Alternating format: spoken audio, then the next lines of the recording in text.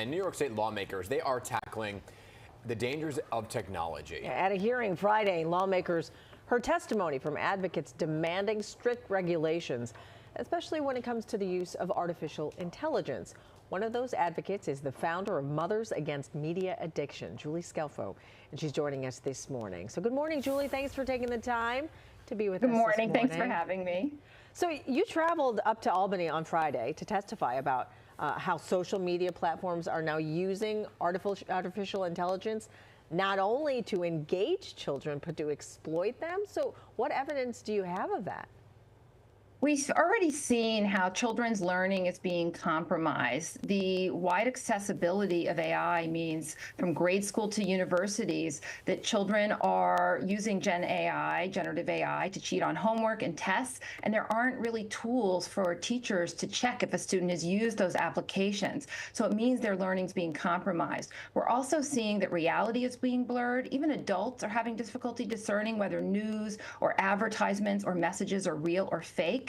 And now imaginary friend chatbots are pretending to be friends to kids without any distinctions that these aren't really real. And we also have seen that kids are being exposed to harmful content. Chatbots can expose children to misinformation, hardcore pornography, or promote dangerous behavior because the AI sets that the information sets that AI companies are using to train their models often include child sexual abuse material. So is there, and it's alarming when you hear what you're saying, right? But is there, I guess, a direct link, and is there evidence that there's a direct link between AI and some of this sexual abuse material that you mentioned?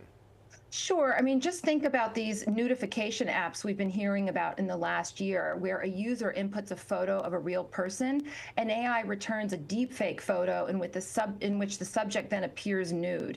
There have been numerous cases in the past year alone of teens and students using these apps to produce sexually explicit images of celebrities, but also teachers and their peers. And those apps are being marketed to children. That's really scary.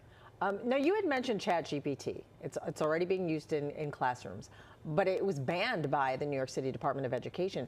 That ban, though, it's been lifted already. So wouldn't it be hard then to restrict AI since it's already in use?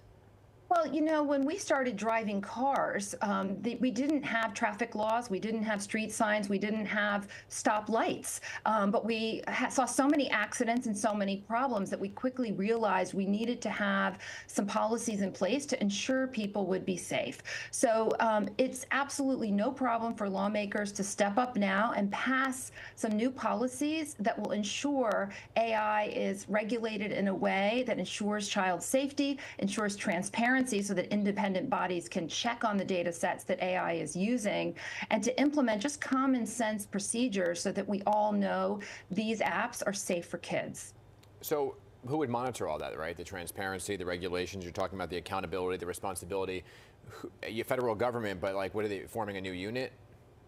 There's a few different ways to do it, and we're flexible about what that looks like. We just know there needs to be safety by design, there needs to be transparency, and there needs to be accountability and responsibility. That's how we treat every other product manufacturer in this country. There are strict guidelines by which you can manufacture car seats, cribs, even vehicles to ensure that people aren't hurt.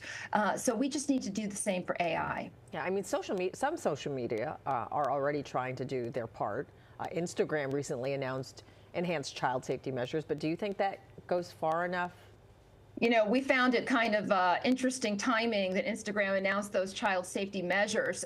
The Kids Online Safety Act, which is the first regulation that would exist on the federal level in 26 years, passed by a 93-to-1 vote in the Senate, and it was a tripartisan supported bill. Now the House is finally evaluating that, and we're looking for members of the House to pass that without delay. And coincidentally, Meta announced that improvements, and I think they just, every time we get close to regulating them, they try to convince everybody they don't need to be regulated, and that's ridiculous. It's one of those things, though, where you wake up today and AI is one thing, right? AI is one thing with ChatGPT, and then in 2 weeks from now and a month from now, it is so rapidly changing the evolution of AI, right? So what are the next steps in order to get policy drafted and voted on? And what's the reality that by the time it is drafted, that it would need to be updated because of the changes in AI? You know what? We have changes in vehicles all the time. We have changes in design of car seats, of strollers, and just having basic guidelines in place that ensure they're monitored enables all of those new designs to still be checked on by an oversight body. So what needs to happen now is lawmakers need to step up. We're very fortunate to live in New York. Our lawmakers stepped up this past year and passed the New York Child Data Privacy Protection Act and the Safer Kids Act, which outlaws the use of addictive design feeds for children. And our lawmakers just need to expand those bills to include covering AI. You know, Julie, so many parents, when they know that their kids are on social media, online, say, I wish there was something I can do. And you are actually doing it. So thank you for the work that you are doing with Mothers Against Media Addiction. And thanks for joining us this morning, too.